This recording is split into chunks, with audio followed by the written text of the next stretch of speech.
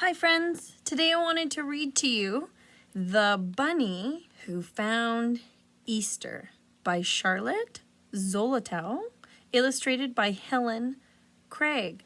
I thought it'd be really nice for us to read a story together since we weren't able to celebrate Easter together. The Bunny Who Found Easter.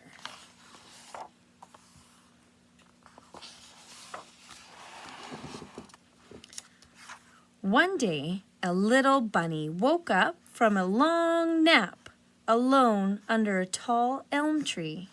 He heard the silence of the woods around him and wanted other rabbits like himself for company. There he is.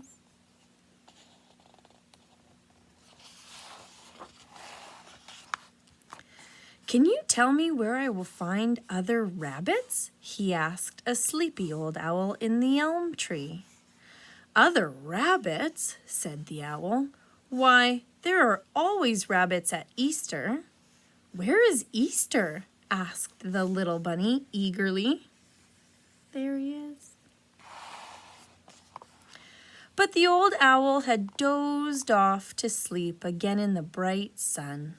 "It must be some place to the east," thought the bunny, and he set off searching.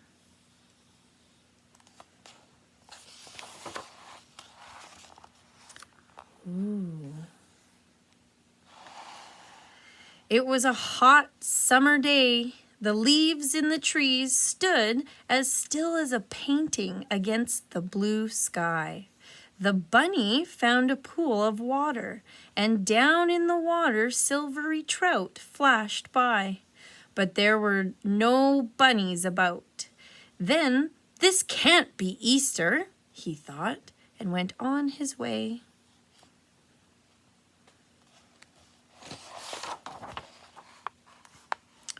Ooh, beautiful picture.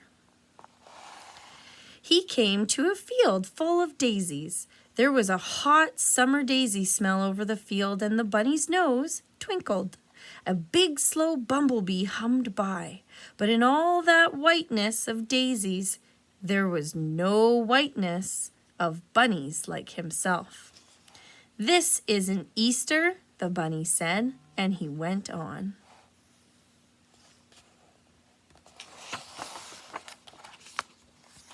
Once he was caught in a summer storm. The sky looked like night. Suddenly, a streak of lightning, the color of the stars, forked through the sky. Great rumblings rolled from one end of the world to the other. The rain came down so fast that the bunny could hardly see the mountain laurel just ahead. Oh my goodness. That looks like quite the storm.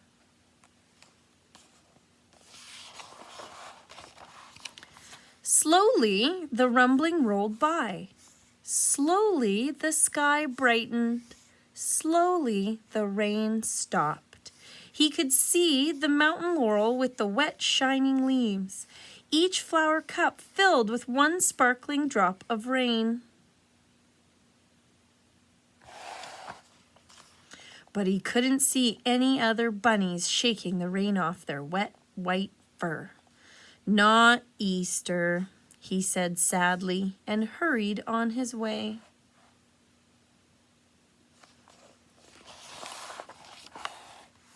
Summer was nearly over. The leaves on the forest trees began to turn brown and gold and red. Dead leaves crackled under the soft rabbit hops of the little bunny who was looking for Easter. He stopped under a tree to rest, and a round, shiny red apple fell down and startled him. It smelled of autumn and crispness. He took a bite with his two front sharp teeth. When he had crunched the apple to its seeds, he looked around and sighed. There wasn't another bunny to be seen.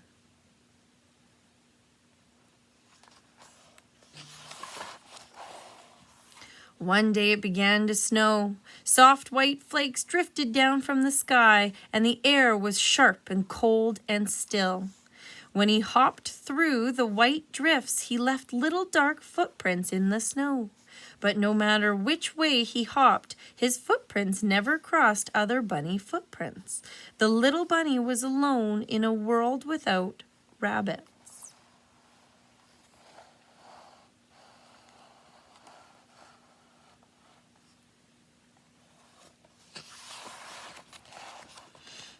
There were birds, little black sparrows, like ink drops in the snow. Brown squirrels leaped about in the bare branches of the trees. Once he saw a whole family of deer slipping into the forest at dawn.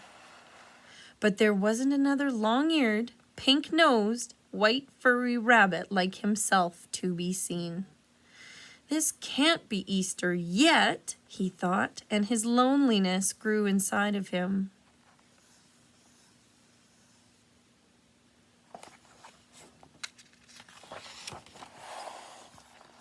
That night, the bunny curled up in a hollow tree to keep himself warm out of the wind and sharp air. When he woke up the next morning, there was something different. It smelled. He quivered his nose and smelled hard. It smelled of greenness and warm, soft sunlight. The little bunny felt sure he would come to Easter soon. In the forest, the black twigs had little tight curled green buds. The birds were singing high up in the trees as the bunny hopped ahead looking for Easter.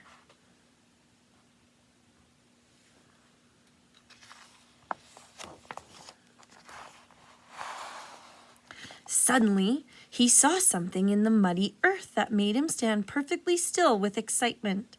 Crossing in front of him and going into the woods where he had never been were little rabbit paw prints on the ground. There they are. He followed the paw prints very carefully down a hidden path. There, in a clearing, he saw someone small and furry resting on a mossy bank.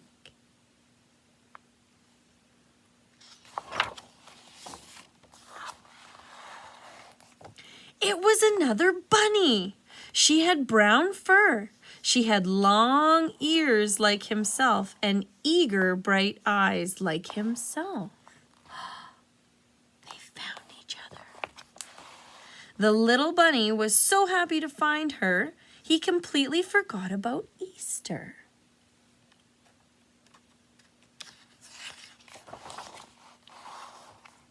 Hopping back through the forest with her, hop, hop, hop, hop, hop, hop, hop, hop, hop, hop, hop, hop.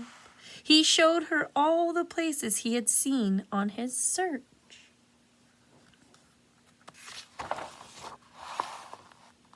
At last they came to the tall elm tree where he had first awakened to find himself alone. But now his loneliness was gone. The two bunnies were very happy together.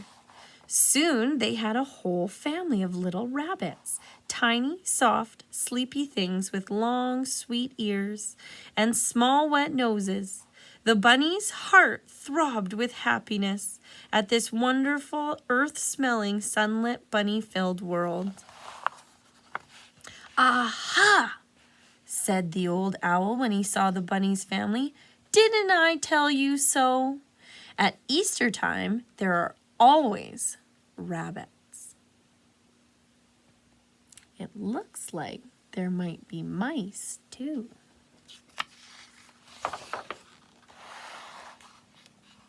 The bunny felt his little bunnies around him and the earth blooming beyond them and all things growing. And he understood at last that Easter was not a place after all, but a time when everything lovely begins once again. Thanks for joining me.